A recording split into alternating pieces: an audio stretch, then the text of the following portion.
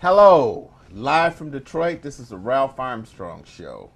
This show is about all of the great entertainers that we have in Detroit, Michigan, and I have one of the masters. I have the great Freda Payne. How are you, darling? I'm fine, Ralph. You sure look it. You look good as a bacon egg sandwich, girl. I've been fasting. I want to ask you just a few brief questions. Who is your biggest influence in music, Freda? Well, there were several, not just one.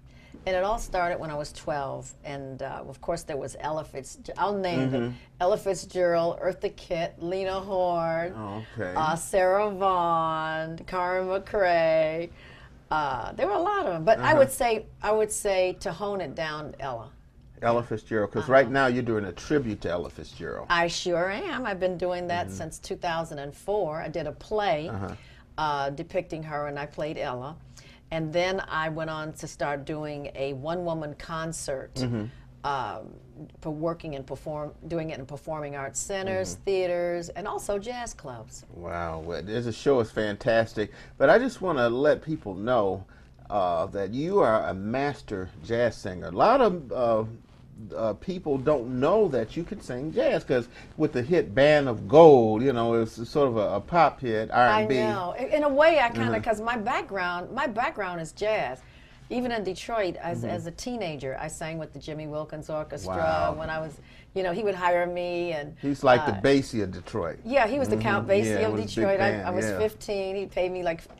I get paid $45 to come, you know, like some of the dances at the Latin Quarters. Right, I remember that. And stuff like that I would do. And then and then when I was 17, I got a chance to sing, to meet and sing with the Duke Ellington Orchestra. Wow. Yeah, so that's kind of. And then my first record deal was when I was 19, 20 years old. Was in New York. I got a record deal with ABC Paramount, and then my first album was on Impulse, which was the subsidiary of ABC Paramount, and it was a jazz label, and it was like Blue Note. Oh my goodness! And so I really started out singing jazz first. So when I did go with Invictus, which was Holland Dozier and Holland from Motown, and you worked with Earl Van Dyke too. Excuse me, you worked with Earl Van Dyke, didn't you? Oh yeah, I worked with one of the Funk Brothers. Yeah, with the Funk Brothers, Uriel Jones, Robert White, and all Wow, those guys. I remember all those guys. Jameson. I played with Jameson. Schooled me as a kid. Yeah, I kind of felt like. Yeah, I kind of almost felt like, in a way, I was so much into jazz as an artist. It was almost like I felt like I was selling out. But I wanted to do it because I wanted to excel in my career, and I wanted to move up the ladder a little bit, and that's what it did. I want to ask you one thing. Now, where did you go to high school? I went to Central. You went to Central. I went to Central High School here in Detroit. Oh, okay. So you went to Central. And then you got your break with Holland Dozier and Holland, and you decided to move to Los Angeles. You lived in LA. Well, I moved to New York when I was 18. Oh, New York first. Okay. Yeah, I was in New York when I was 18. I graduated from Central when I was still 16. And then I went to New York when I was 18. I lived in New York about maybe 7 or 8 years. Okay. And that's where I made the contact with Brian Holland, who was in New York visiting a young lady by the name of Tomiko Jones, and that's when he asked me about would I be interested in coming with them, coming back to Detroit to record with Invictus, and I said, well, you know, yes. Oh, and then I went to L.A. I moved to L.A. back in 1971. Okay, I gotta ask you a personal question. Yeah. All you people out there, check this out. How do you keep yourself looking so good? Well, I eat right. I'm into my health. It shows. And also, I've done yoga for like 36 years, 35, Is that 36 what it is? Because yeah, I tell you, I don't want to ask you, but how old are you? You don't want to tell me? Well, you know what? Nowadays, people can Google me up. So they can Google you? Yeah, well, I'm going to tell you something. Ladies out there, you got something to look forward to, because this sister keeps it together. You are the epitome of a wonderful, energetic woman, and to look at you, you look good as a bacon egg sandwich, and I've been fasting for you. My God, am I a food item now? Hey, when I hold it, I got to say one thing. We were up in Flint. I was with Freda, and it was up in Flint, and all these men were looking at you, and when you put your hair down to your buttocks, I got more compliments from the men. I thought I had to get my 38. I was back bending, by the way. You was back bending. And these guys like, man, I'm going to take her in my Cadillac, man. These young guys. I mean, how do you feel when all these young guys hit on you? I feel good. Oh, look out now. That's what I'm talking about. I'm a cougar. Nah, you ain't lying. You sure look good.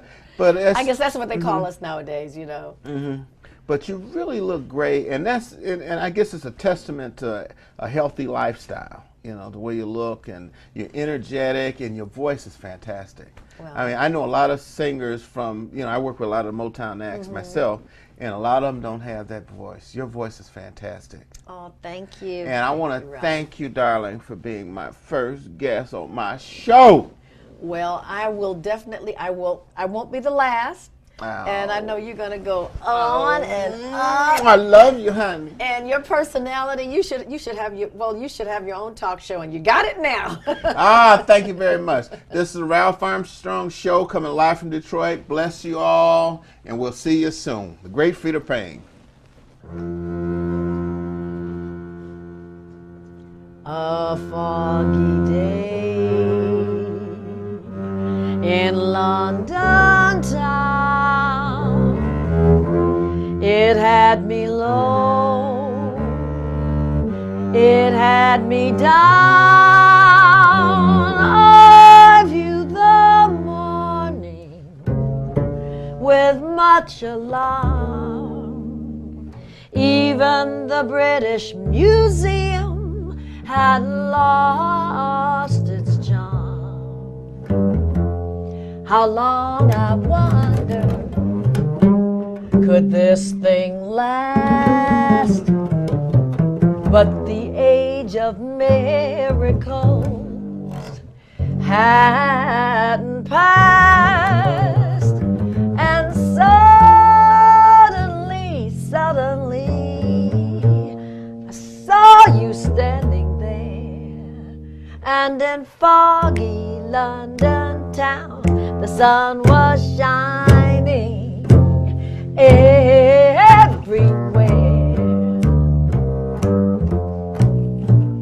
A foggy day in London town, it had me way low, it had me down. I viewed the morning with much alarm. Even the British Museum had lost all of its charm. And how long, I wonder, could this thing last? But the age of miracles hadn't passed, and suddenly I saw you standing there, and in foggy London town the sun was shining, and in foggy London town the sun was shining.